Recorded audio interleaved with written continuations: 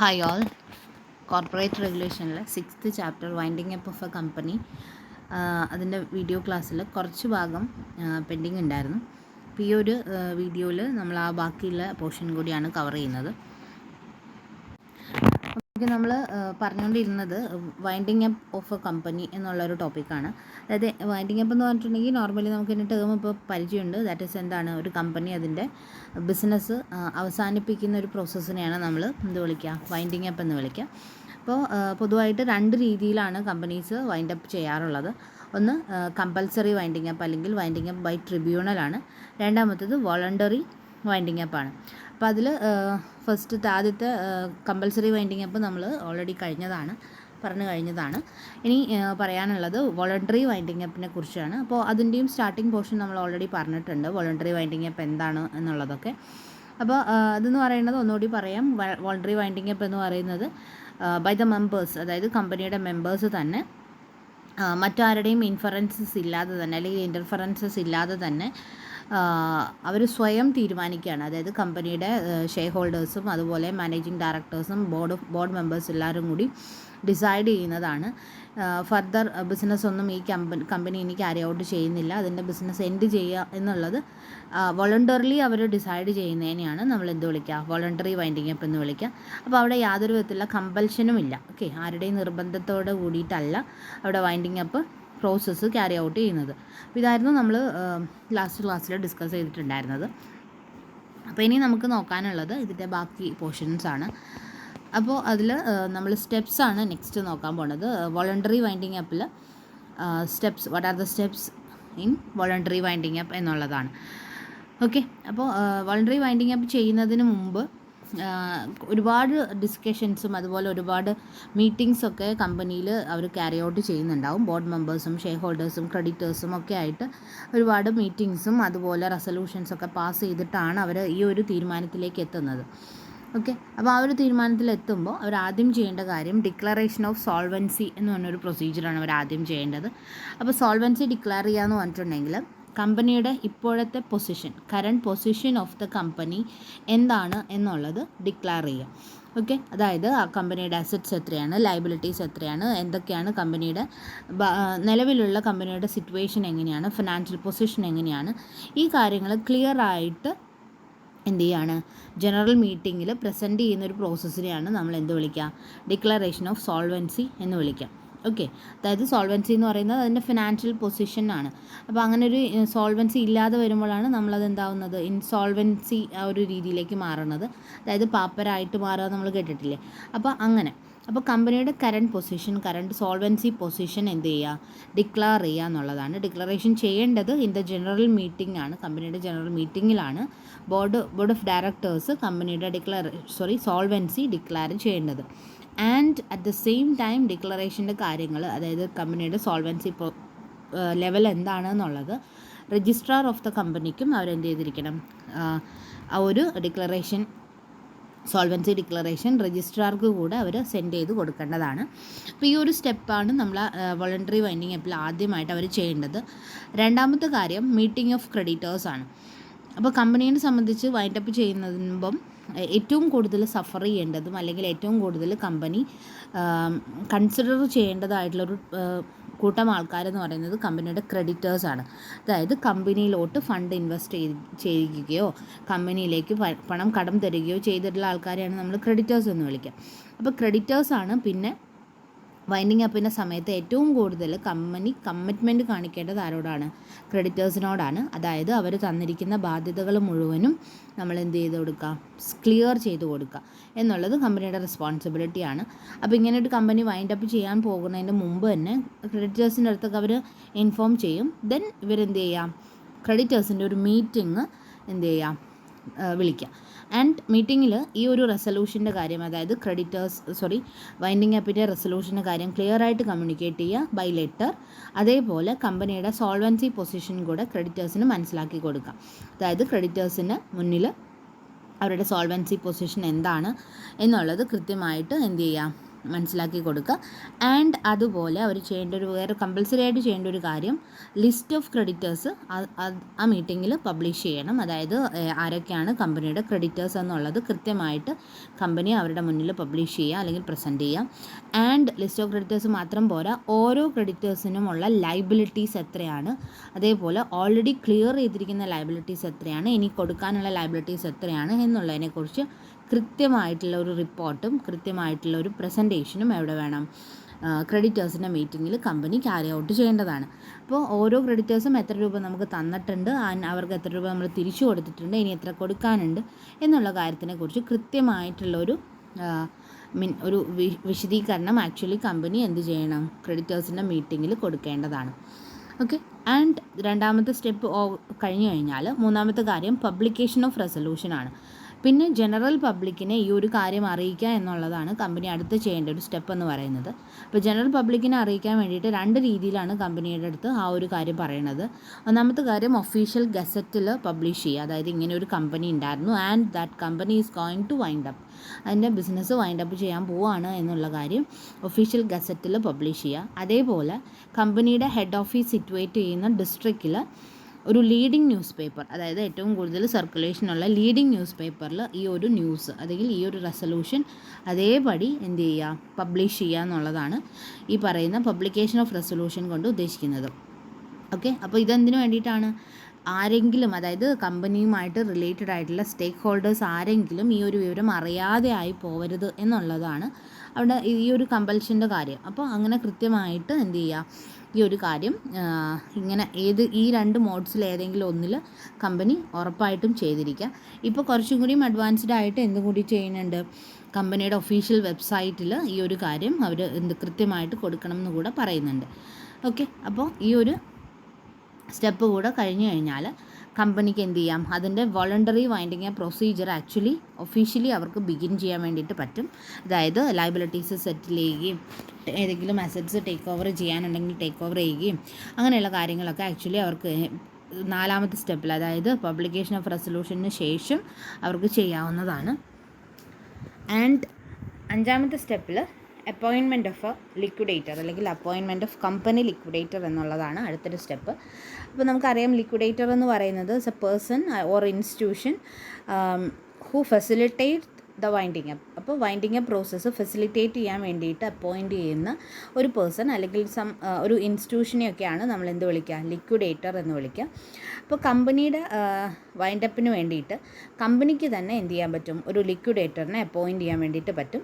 പക്ഷേ ശ്രദ്ധിക്കേണ്ട ഒരു കാര്യം, കമ്പനിക്ക് സ്വന്തം ഇഷ്ടപ്രകാരം ഒരു ലിക്വിഡേറ്ററിനെ അപ്പോയിൻറ്റ് ചെയ്യാൻ വേണ്ടിയിട്ട് പറ്റില്ല. അപ്പോൾ സെൻട്രൽ ഗവൺമെൻറ് ഈ പറയുന്ന വൈൻഡ് അപ്പ് അഫയേഴ്സിന് വേണ്ടിയിട്ട്, അതായത് winding up procedures carry out ചെയ്യാൻ വേണ്ടിയിട്ട് പൊതുവായിട്ട് ലൈസൻസ് ഉള്ള അല്ലെങ്കിൽ അതിന് ആപ്റ്റായിട്ടുള്ള ലിക്വിഡേറ്റേഴ്സിൻ്റെ ഒരു ലിസ്റ്റ് സെൻട്രൽ ഗവൺമെൻറ് പബ്ലിഷ് ചെയ്യാറുണ്ട്. ആ സെൻട്രൽ ഗവൺമെൻറ് പബ്ലിഷ് ചെയ്തിരിക്കുന്ന ലിക്വിഡേറ്റേഴ്സിൻ്റെ ലിസ്റ്റിനുള്ളിൽ നിന്നും ഒരാളെയാണ് കമ്പനി ചെയ്യേണ്ടത്, അവരുടെ ലിക്വിഡേറ്ററായിട്ട് ചൂസ് ചെയ്യേണ്ടത്. ആൻഡ് ഈ പറയുന്ന നമ്മൾ സെലക്ട് ചെയ്തിരിക്കുന്ന ലിക്വിഡേറ്ററിനെ ക്രെഡിറ്റേഴ്സ് കൂടെ ഓക്കെ പറഞ്ഞാൽ, അതായത് ക്രെഡിറ്റേഴ്സ് കൂടെ ആ ഒരു ലിക്വിഡേറ്ററിൻ്റെ കാര്യത്തിൽ ഒബ്ജക്ഷൻ ഒന്നും പറയാതിരുന്നാൽ മാത്രമേ അയാൾ നമുക്ക് എന്താക്കാൻ പറ്റുള്ളൂ, ഒരു ഒഫീഷ്യൽ ലിക്വിഡേറ്ററായിട്ട് അപ്പോയിൻറ്റ് ചെയ്യാൻ വേണ്ടിയിട്ട് പറ്റുള്ളൂ. ഇഫ് ക്രെഡിറ്റേഴ്സ് ആ ഒരു ലിക്വിഡേറ്ററിനെ ഒബ്ജക്റ്റ് ചെയ്യുവാണെങ്കിൽ അല്ലെങ്കിൽ അയാളെ വേണ്ട എന്ന് പറയുകയാണെങ്കിൽ ക്രെഡിറ്റേഴ്സിന് തന്നെ എന്ത് ചെയ്യാൻ പറ്റും, ഒരു ലിക്വിഡേറ്ററിനെ കൊണ്ടുവരാൻ വേണ്ടിയിട്ട് പറ്റും. അപ്പോൾ അവിടെ ചിലപ്പോൾ 2 ലിക്വിഡേറ്റർ ഉണ്ടാവും, ഒന്ന് ക്രെഡിറ്റേഴ്സിൻ്റെ ലിക്വിഡേറ്ററും മറ്റേത് കമ്പനി അപ്പോയിൻറ്റ് ചെയ്യുന്ന ലിക്വിഡേറ്ററും. അങ്ങനെയും പോസിബിളാണ്. അല്ലെങ്കിൽ കമ്പനി അപ്പോയിൻറ്റ് ചെയ്യുന്ന ലിക്വിഡേറ്ററിനെ ക്രെഡിറ്ററും കൂടിയും ഓക്കെ പറയുകയാണെങ്കിൽ അങ്ങനെ ഒരു ലിക്വിഡേറ്റർ ആയിരിക്കും കമ്പനിയിൽ ഉണ്ടാവുക. ആൻഡ് ലിക്വിഡേറ്ററിനെ അപ്പോയിൻറ്റ് ചെയ്ത് കഴിഞ്ഞാൽ നമ്മൾ എന്ത് ചെയ്യണം, രജിസ്ട്രാർ ഓഫ് ദ കമ്പനിക്ക് അപ്പോയിൻമെൻറ്റ് ലെറ്റർ, അതായത് ഇങ്ങനെ ഒരു ലിക്വിഡേറ്ററിനെ നമ്മൾ അപ്പോയിൻറ്റ് ചെയ്തിട്ടുണ്ട് എന്നുള്ളൊരു ഇൻറ്റൻഷൻ, ആ ഒരു ഇൻറ്റിമേഷൻ ആർക്ക് കൊടുക്കാം, രജിസ്ട്രാർ ഓഫ് കമ്പനീസിന് കൊടുക്കുക എന്നുള്ളതാണ് അടുത്തൊരു സ്റ്റെപ്പ്. ദെൻ ഈ അടുത്ത സ്റ്റെപ്പിൽ വരുന്നത് അപ്പോയിൻമെൻറ്റ് ഓഫ് ഡിഫറെൻറ്റ് കമ്മിറ്റീസാണ്.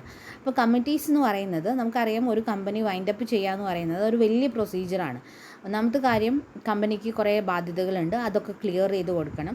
ദെൻ കമ്പനിയുടെ അസറ്റ്സൊക്കെ സെയിൽ ചെയ്യണം. ദെൻ ഷെയർ ക്യാപിറ്റൽ ഉണ്ടെങ്കിൽ അതൊക്കെ ബൈബാക്ക് ചെയ്യുകയോ അല്ലെങ്കിൽ അവരുടെ എമൗണ്ട് സെറ്റിൽ ചെയ്യുകയോ ഒക്കെ ചെയ്യണം. അങ്ങനെ ഒരുപാട് പ്രൊസീജിയർ കമ്പനിക്ക് ചെയ്യാനുണ്ടാവും. അപ്പോൾ ആ ഓരോ പ്രൊസീജിയറിനും ലിക്വിഡേറ്റർ ആണ് ചെയർമാനായിട്ട് വരിക. അതായത് ലിക്വിഡേറ്ററിൻ്റെ മേൽനോട്ടത്തിൽ ഈ കാര്യങ്ങളൊക്കെ ചെയ്യാൻ വേണ്ടിയിട്ട് അവിടെ എന്തുണ്ടായിരിക്കും, ഡിഫറെൻറ്റ് കമ്മിറ്റീസിനെ അവർ അപ്പോയിൻറ്റ് ചെയ്യും. ഓക്കെ, കമ്പനിയുടെ ഓരോരോ കാര്യങ്ങൾ ചെയ്യാൻ വേണ്ടിയിട്ട് ഓരോരോ കമ്മിറ്റീസിനെ അവർ അപ്പോയിൻറ്റ് ചെയ്യും. ആ ഒരു സ്റ്റെപ്പാണ് നെക്സ്റ്റ് വരുന്നത്. ആൻഡ് ഏറ്റവും അവസാനം, അതായത് ഈ പരിപാടികളൊക്കെ കഴിഞ്ഞ് കഴിഞ്ഞാൽ ഏറ്റവും അവസാനം നമ്മളൊരു ഫൈനൽ മീറ്റിംഗ് കൂടും ആൻഡ് ഒഫീഷ്യലി കമ്പനി ഡിസോൾവ് ചെയ്തു എന്ന് പ്രഖ്യാപിക്കും. ഓക്കെ, അപ്പോൾ ഈ പറയുന്ന ഫൈനൽ മീറ്റിങ്ങിൽ കമ്പനിയുടെ ക്രെഡിറ്റേഴ്സ്, ഷെയർ ഹോൾഡേഴ്സ്, അങ്ങനെ കമ്പനിയുടെ ഒട്ടുമിക്ക സ്റ്റേക്ക് ഹോൾഡേഴ്സും പ്രസൻ്റ് ആയിരിക്കും. ആൻഡ് അവിടെ നമ്മുടെ വൈൻഡിങ് അപ്പിൻ്റെ എല്ലാ സ്റ്റെപ്സും കംപ്ലീറ്റ് ആയി കഴിഞ്ഞാൽ മാത്രമേ എന്ത് ചെയ്യാൻ പാടുള്ളൂ, ഒരു ഫൈനൽ മീറ്റിംഗ് വിളിക്കാൻ പാടുള്ളൂ. ആൻഡ് ഫൈനൽ മീറ്റിങ്ങിലാണ് കമ്പനി ഡിസോൾവ് ചെയ്തു എന്നുള്ള കാര്യം, അതായത് വൈൻഡിങ് അപ്പ് എന്ന് പറയുന്ന പ്രൊസീജിയർ കഴിഞ്ഞു കഴിഞ്ഞാൽ നമ്മൾ പിന്നെ പറയുക കമ്പനി വൈൻഡപ്പ് ആയി എന്നുള്ളതല്ല പറയുക, കമ്പനി ഡിസോൾവ് ചെയ്തു എന്നാണ് പറയുക. കമ്പനി പിന്നെ അവിടെ എക്സിസ്റ്റ് ചെയ്യുന്നില്ല. ഓക്കെ, അപ്പോൾ ഈ ഒരു കാര്യം ഒഫീഷ്യലി അനൗൺസ് ചെയ്യുന്നത് എവിടെയാണ്, എപ്പോഴാണ്, ഈ ഫൈനൽ മീറ്റിങ്ങിൻ്റെ സമയത്താണ്. ഓക്കെ, അപ്പോൾ ഇത്രയാണ് the steps involve in voluntary winding up.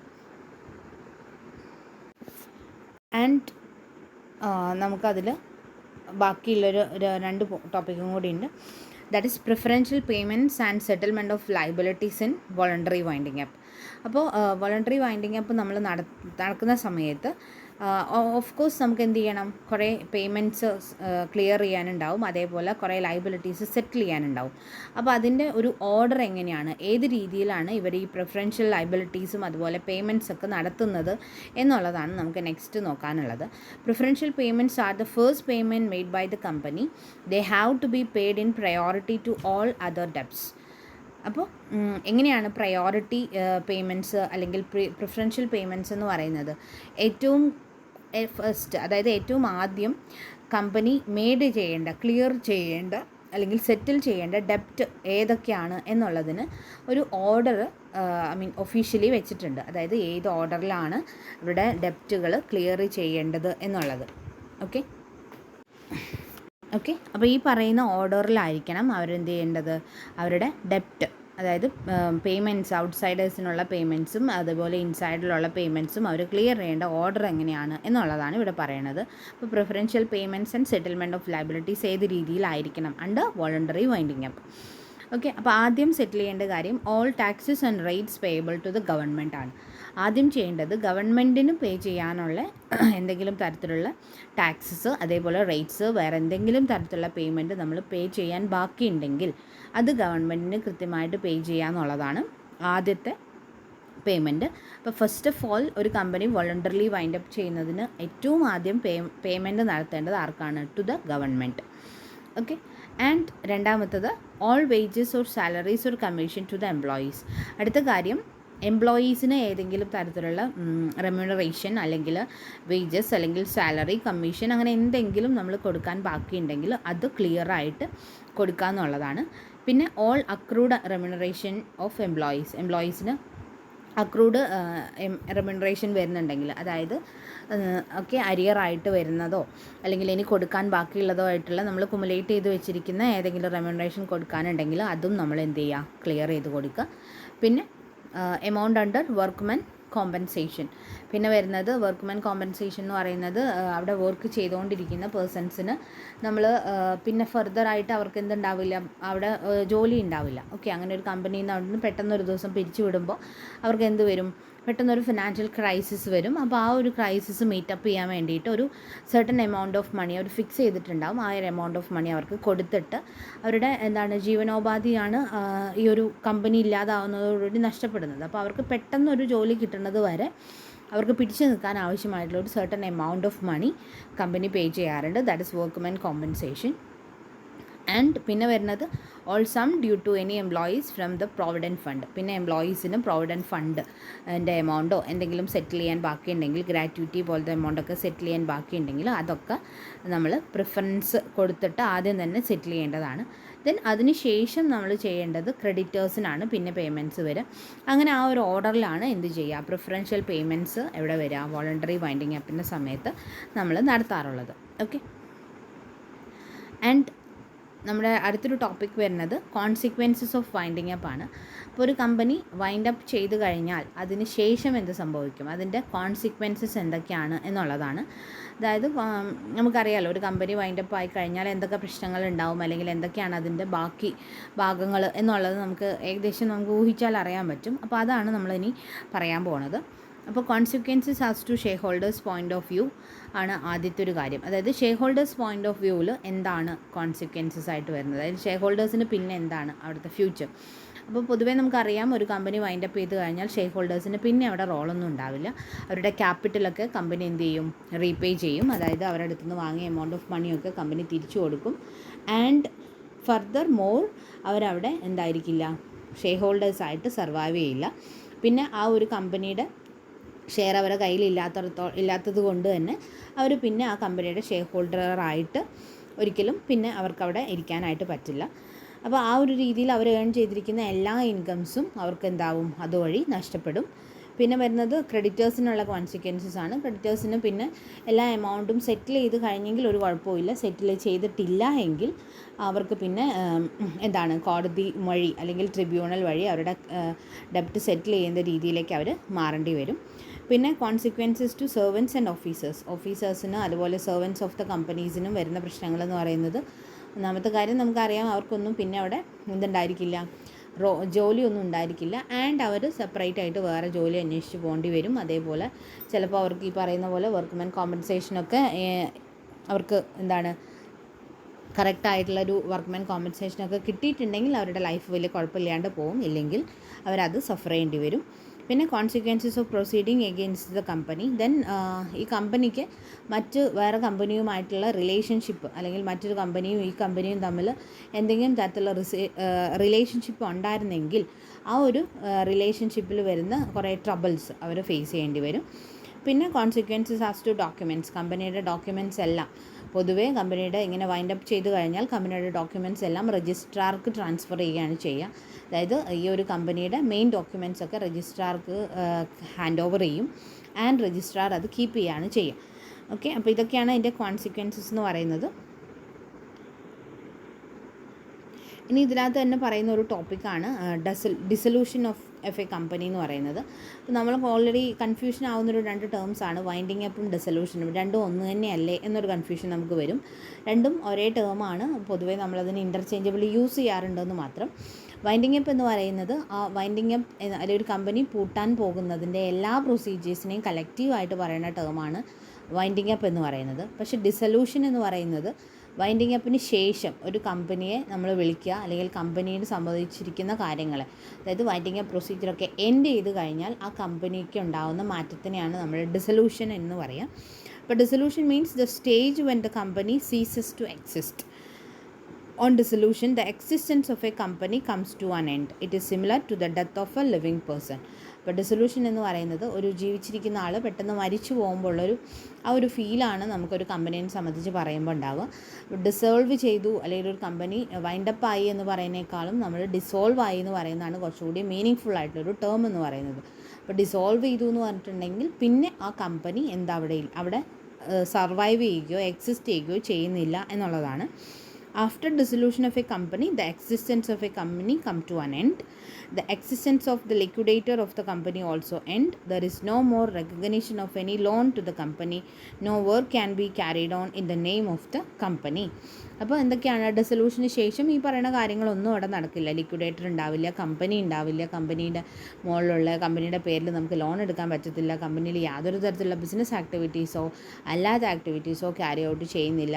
അപ്പോൾ ഇതൊക്കെയാണ് ഡിസൊല്യൂഷൻ എന്ന് പറഞ്ഞൊരു ടേം കൊണ്ട് നമ്മൾ ഉദ്ദേശിക്കുന്നത്. ആക്ച്വലി വൈൻഡിങ് അപ്പ് പ്രൊസീജിയറിൻ്റെ അവസാനത്തെ സ്റ്റെപ്പിനെയാണ് നമ്മൾ എന്ത് വിളിക്കുന്നത്, ഡിസൊല്യൂഷൻ എന്ന് വിളിക്കുന്നത്. ഓക്കെ, ആ ഒരു സാധനം ഓർത്ത് വെച്ചാൽ മതി. ഇനി ഈ ഒരു ചാപ്റ്ററിന് എപ്പോഴും ചോദിക്കാറുള്ളൊരു ക്വസ്റ്റ്യനാണ് who is A contributory of a company എന്നുള്ളത്. അപ്പോൾ നമ്മുടെ ടെക്സ്റ്റ് ബുക്കിൽ മേ ബി അങ്ങനെ ഒരു സാധനം അങ്ങനെയായിട്ട് കണ്ടിട്ടില്ല. പക്ഷേ ക്വസ്റ്റ്യൻ വരുമ്പോൾ നമുക്ക് ഈ ഒരു ചാപ്റ്ററിന് ഈ ഒരു ക്വസ്റ്റ്യൻ എപ്പോഴും ചോദിക്കാറുണ്ട്. ഹൂ ഈസ് ദ കോൺട്രിബ്യൂട്ടറി, ആരാണ് കോൺട്രിബ്യൂട്ടറി എന്നൊരു ടേം നമ്മൾ യൂസ് ചെയ്യാറുണ്ട്. അപ്പോൾ ഈ പറയുന്ന ടേം വാട്ട് ഇസ് കോൺട്രിബ്യൂട്ടറി അല്ലെങ്കിൽ ഹൂ ഈസ് ദ കോൺട്രിബ്യൂട്ടറി എന്ന് പറയുന്നത്, contributory means a person liable to contribute towards the assets of the company in the event of its being wound up.